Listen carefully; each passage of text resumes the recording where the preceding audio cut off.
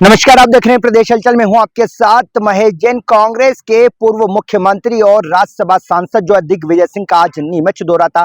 इस दौरान सुबह 9:30 बजे का समय था। गांधी भवन पर कार्यकर्ताओं के साथ बैठक रखी गई थी। बैठक में सामान्य वार्ता के लिए और कांग्रेस को एकजुट करने को लेकर दिग्विजय सिंह की पहुंचे। इससे पहले विजय टाकी चौराहे पर कांग्रेस कार्यकर्ताओं ने दिग्विजय सिंह जो है पूर्व मुख्यमंत्री का पुष्पहार से स्वागत किया गया। साथ साथ बता दें कि जैसे ही कांग्रेस कार्यालय पर दिग्विजय सिंह पहुंचे तो कांग्रेस कार्यकर्ताओं ने उनका वहां पर स्वागत करा, जिसके बाद में माल्यार्पण के पश्चात कांग्रेस कार्यकर्ताओं के साथ बैठक हुई। लगभग 1 घंटे तक कांग्रेस कार्यकर्ताओं से बातचीत करते हुए कांग्रेस को एकजुट करने को लेकर उनसे बातचीत करी। कहा कि आपस की गुटबाजी छोड़कर एकजुट कांग्रेस हो तो आने वाले दिनों में सत्ता जो है उसको लेकर कहीं ना कहीं विजय हासिल होगी। बता दें कि कांग्रेस के जिला अध्यक्ष की कार्यप्रणाली पर भी दिग्विजय सिंह ने सवाल खड़े कर दिया, क्योंकि संगठन में किस प्रकार से एक बेहतर नेतृत्व होना चाहिए वो कहीं ना कहीं कांग्रेस के जिला अध्यक्ष अनिल चौरसिया का दिखाई नहीं दे रहा है। क्योंकि दिग्विजय सिंह ने एक सवाल पूछा, पोलिंग बूथ कार्यकर्ता और बूथ कार्यकर्ताओं में क्या फर्क होता है, ये कार्यकर्ता कौन होते हैं, कैसे बनते हैं।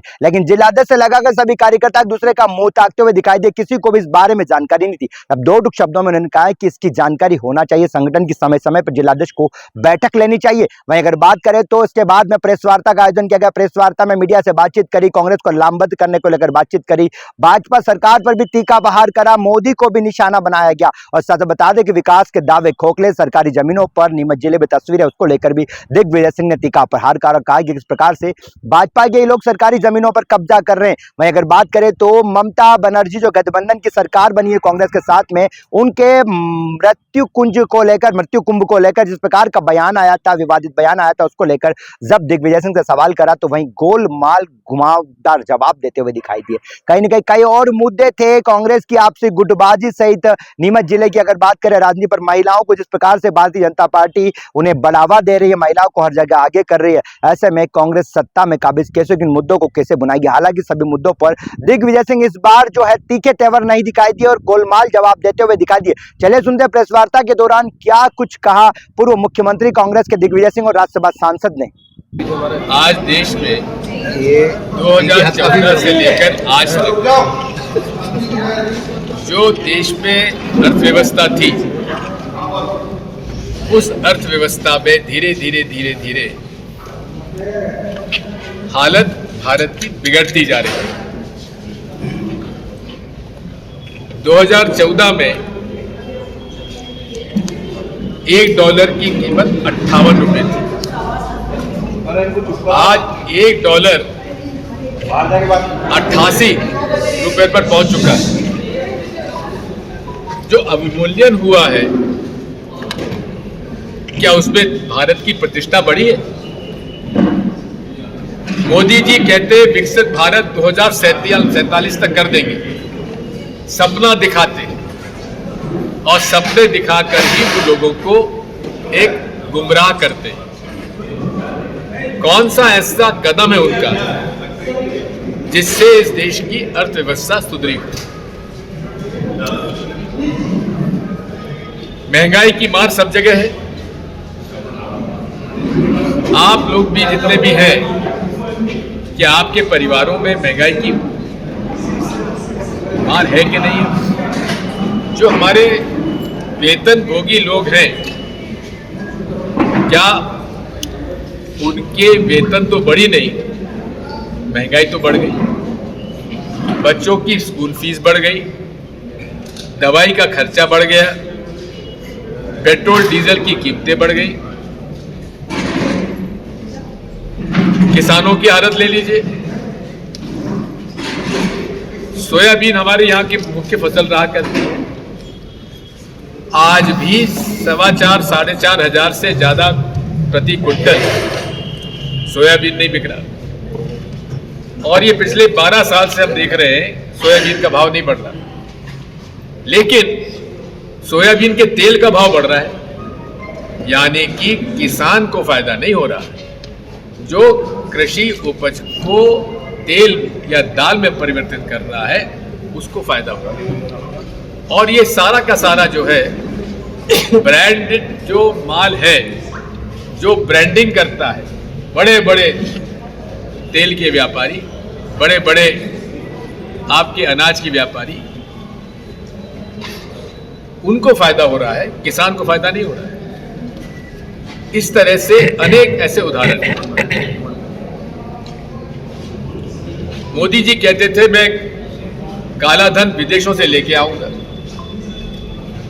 1 रुपया भी विदेशों से काला धन नहीं आया, जबकि भारत से काला धन बाहर निकल गया। स्विस बैंक में भारतीय खातेदारों की संख्या में कमी नहीं आई है, बढ़ गई है। जो लोग यहां का पैसा लेके बाहर गए उनको आज तक वापस नहीं लाया गया। अब क्या हो रहा है, वो लोग तो आए नहीं, जो बेचारे रोजी रोटी को देखते हुए जंगलों में पहाड़ों में से चुपचाप घुस गए अमेरिका में, वो सब पकड़े गए और उनको मिलिट्री हवाई जहाज में डोनाल्ड ट्रंप उनको हथकड़ियां डाल के, बेड़ियां डालकर यहां भेज रहा है और मोदी जी चुप है। क्या इसमें हमारा राष्ट्र का अपमान नहीं हुआ है? लेकिन आप लोग तो क्या करोगे? भारतीय जनता पार्टी के नेताओं से मैं कहता हूं, अरे कुछ तो तुम्हारा एक जो अहम जो तुम्हारे जो है ज़मीर है, क्या ज़मीर तुम्हारे को उस पर बताता नहीं है कि किस प्रकार से हमारा अपमान हो रहा है? जागृत नहीं होता तुम्हारा ज़मीर? ये सब बातें आपके सामने मैं प्रस्तुत करना चाहता हूं। अब बहुत बड़े पैमाने पर एक और समिट हो रही है, इकोनॉमिक समिट हो रही है, ग्लोबल समिट हो रही है। करोड़ों रुपए खर्च हो जाएंगे, बताएंगे इतने हजार इतने लाख करोड़ का इन्वेस्टमेंट आ गया, लेकिन लगता कुछ नहीं है। ये केवल अधिकारी कर्मचारियों नेताओं को और इवेंट मैनेजमेंट कंपनियों को पैसा कमाने के अलावा दूसरा कोई रास्ता नहीं है। और अधिकारी कर्मचारियों को भी बड़े बड़े उद्योगपतियों के उनके अधिकारी कर्मचारियों के साथ संपर्क स्थापित हो जाता है, जिसकी वजह से उनको लाभ होता है। इन सब बातों पर हमें बताएं मुख्यमंत्री जी कि आखिर जितना आपके MOU साइन हुए शिवराज सिंह चौहान के समय, उनमें से कितने उद्योग लगे? सरकारी जमीनों पर कॉलोनियां काट रही हैं, भाजपा के लोग सरकारी जमीनों पर कब्जा कर रहे हैं, कोई पूछने वाला नहीं है। पूरे तरीके से आज जो मोदी जी कहते थे न खाऊंगा न खाने दूंगा, उल्टा अब यह है खूब खाओ खूब खिलाओ और पकड़े जाओ, हम है ना तुम्हारे लिए। ये भाजपा के नेता की तुम चिंता क्यों करते हो? बैठे ना। साथियों, कहने को तो बहुत कुछ है, लेकिन इस मामले में हमें कांग्रेस पार्टी को जमीनी लड़ाई लड़नी पड़ेगी। और यही मेरा संदेश है आज मेरे कांग्रेस कार्यकर्ताओं को आपके माध्यम से भी, कि कांग्रेस पार्टी केवल चुनाव की तैयारी में न लड़ेगी। दैनिक रूप से हमें गरीब की, मजदूर की, आप मजदूरी की हालत देख लो। आप किसी गांव में चले जाओ, मजदूरी क्या मिल रही है? 250, 300, 350 रुपये। और कितने दिन मिलती मजदूरी? मुश्किल से साल में 30-35 दिन भी नहीं मिलती, और मशीनें अब तो आ गई हैं। आज उनकी हालत क्या है? खाने को नहीं है। इसी के साथ साथ एक नई व्यवस्था और सामने आ रही है। अनेक नॉन बैंकिंग फाइनेंस कंपनीज आ गई है मार्केट में, जो 2 दिन में 4 दिन में कर्जा बांट देते हैं। सर, ये स्थानीय स्तर पे जमीनें, मैं कर लूँ उसके बाद आप। हाँ। तो ये जो छोटे छोटे शहरों में कंपनियां आ गई हैं, लोगों को कर्जदार बनाया जा रहा है और ब्याज पर ब्याज कंपाउंड इंटरेस्ट लिया जा रहा है, चक्रवर्ती ब्याज लिया जा रहा है और इसको कोई देखने वाला नहीं।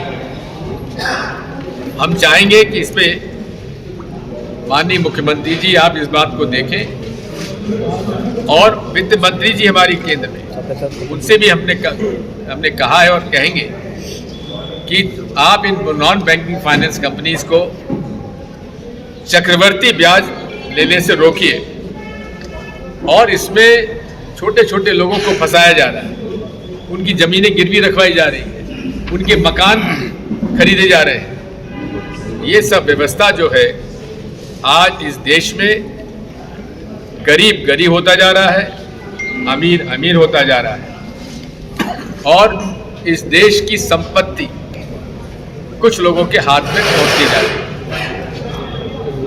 16 लाख करोड़ का कर्जा बड़े बड़े उद्योगपतियों का माफ हो गया, लेकिन गरीब का कर्जा, किसान का कर्जा, छोटे मध्यम व्यापारी का कर्जा माफ नहीं।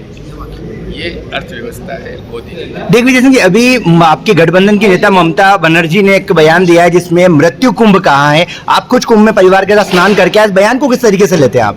ऐसा है, उन्होंने किस संदर्भ में कहा है मुझे जानकारी नहीं है। ये कुंभ स्नान जो है ये आस्था का प्रश्न है। और मैं एक आपको बड़ी मजेदार बात बताता हूँ।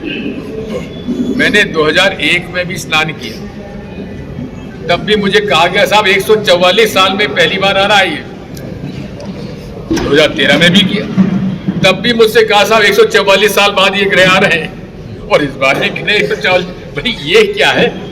नहीं, इसकी तो वैज्ञानिकता भी है ना। अरे इसकी तो वैज्ञानिकता भी प्रमाणित हुई है ना। प्रमाणित जवाब तो सुन लो पहले। सेकंड क्वेश्चन ये है कि जहाँ पर व्यवस्था को लेकर क्या कहेंगे? दिल्ली में भी हादसा देखने, ट्रेन हादसा देखने में आया था वहाँ। अब देखिए, अब वो हादसा देखिए, बात ये है, ये व्यवस्था की कमजोरी है। रेलवेज में लगभग 35% पद खाली हैं। जहां पद खाली हैं वहां डेली वेजेस से काम करा रहे हैं, उसकी वजह से हादसे हो रहे हैं।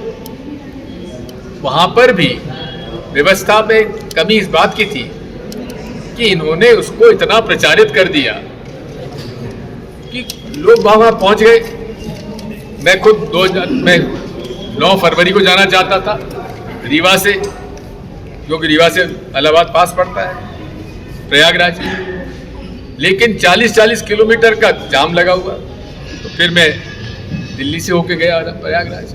तो ये आस्था का प्रश्न है, कौन क्या कहता है उसके बारे में मैं कुछ नहीं कहूँगा। भाजपा भी महिलाओं की बात कर रही है। आपने बात करी सर के केंद्र में जो है खाओ और खिलाओ बराबर, आपने राज्य में भी, हाँ राज्य में भी यही स्थिति आप बता रहे हैं, कांग्रेस का आरोप है। लेकिन पिछले दिनों की बात की जाए तो कांग्रेस का एक पार्षद प्रतिनिधि जो है यहाँ पर जो है रिश्वत लेते रंगे हाथों पकड़ाया था, जिसे पकड़ा था। ठीक, उस पर कार्रवाई हो।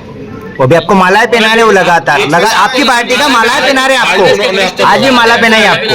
ऐसा है, उसको तो पार्टी से निकाल दिया, निकाले बाद में आपको स्वागत कर रहे हैं, आपके प्रोग्राम में आ रहे, साथ में खड़े हैं। क्या चेहरे पे लिखा हुआ है क्या? मुझे क्या मालूम। सर स्थानीय स्तर पर भी जमीन घोटाले और बहुत सारी बातें आ रही हैं। कांग्रेस विलुप्त है यहाँ पे सब सरकारी जमीनें ले गरीबों से लेंगे। चुनाव के समय कई दावेदार आते हैं, लेकिन आप आए तो साथ रहेंगे।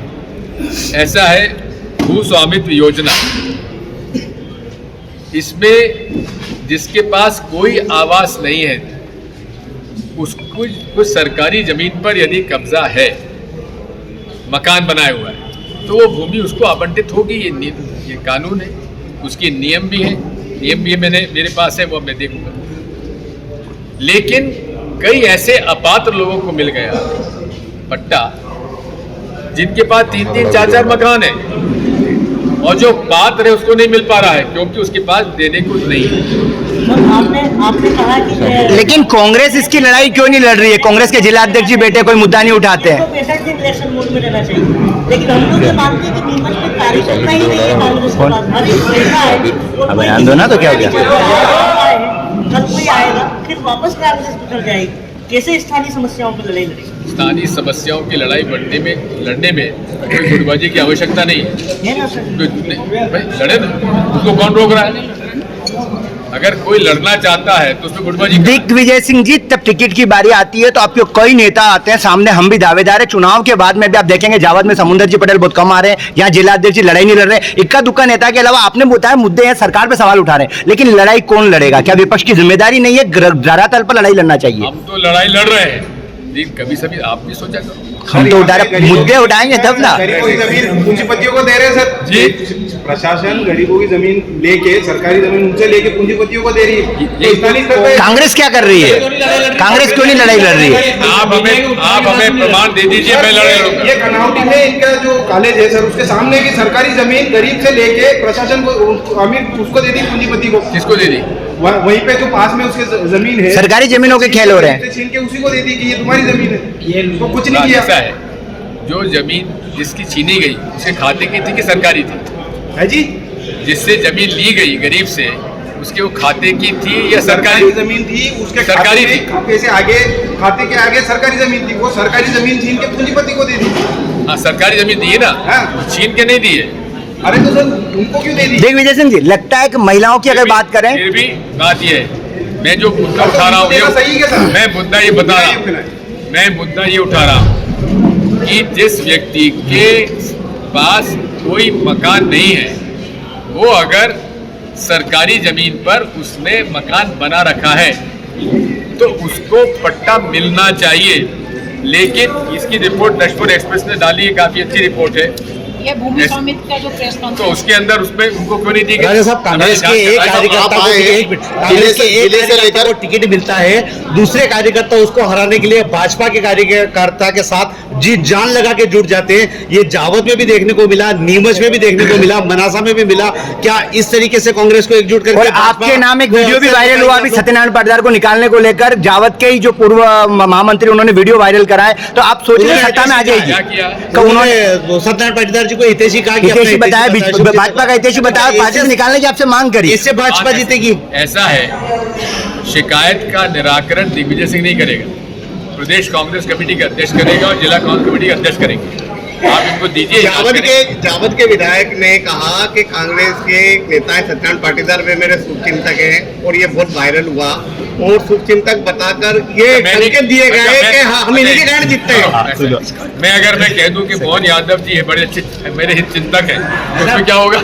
तंज कसना अलग बात है। और दिग्विजय सिंह जी, चुनाव को लेकर, महिलाओं को लेकर भाजपा आगे कर रही है, पहले लाडली बहना का कार्ड खिला गया, अब ये महिलाओं को जिम्मेदारी दे रही है, ऐसे में कांग्रेस उसको कैसे बुनाएगी महिलाओं को लेकर, क्योंकि सबसे बड़ा वोट बैंक महिलाओं का देखा जाता है? क्या तैयारी है? क्या तैयारी? महिला बनी है तो लगता है नीमच में मौका मिलेगा? संघ में महिलाएं सदस्य बन सकती हैं क्या? राष्ट्रीय स्वयं सेवक संघ में महिलाएं सदस्य बन सकती हैं?